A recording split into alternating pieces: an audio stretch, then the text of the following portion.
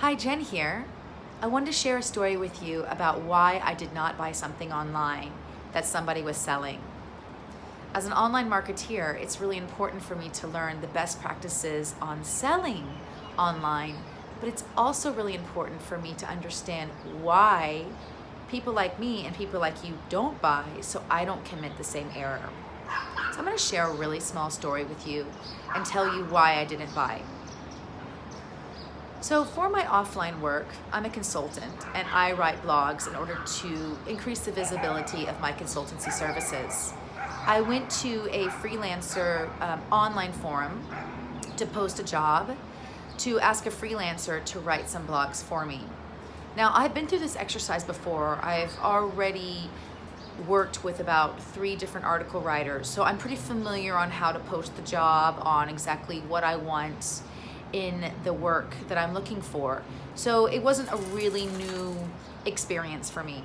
So I received different proposals from different freelancers, and there was one that I thought was quite qualified to do the job, and it had experience writing articles in the niche that I'm working in. Her name was Rachel, and she sent me a proposal, and I thought her price was sort of high. So I wrote back to her and I said, do you mind lowering the price? And there's also some aspects of the blog that you're not going to need to include, so maybe it would make the price a little bit lower per article. And at the same time, I'm looking to have a long-term relationship, someone who's going to be writing blogs for me quite frequently for the rest of next year. So she wrote back and said, no, I won't give you a discount. That's actually not where my problem is. So still being attracted to her work, I wrote back again and said, okay, that's fair. Can you give me a few titles of articles that you would write for me that are actually aligned with the brief that I've already sent?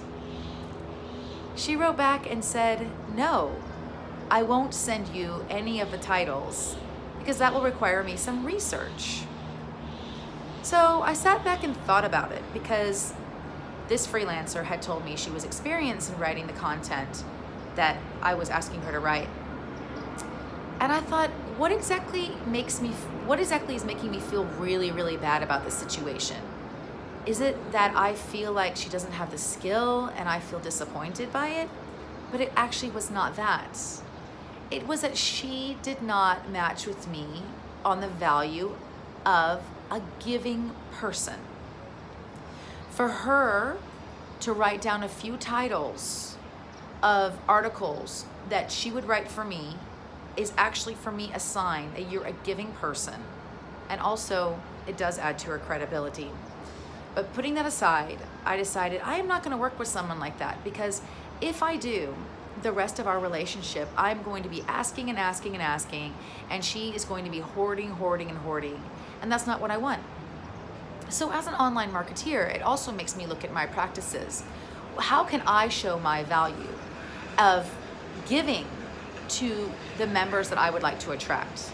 And I think the answer is first of all, being more consistent with my communication with them, and also researching areas of value that I could, and content that could be interesting for them as well. So I wanted to share that learning lesson with you today, and I hope that you're having a glorious day.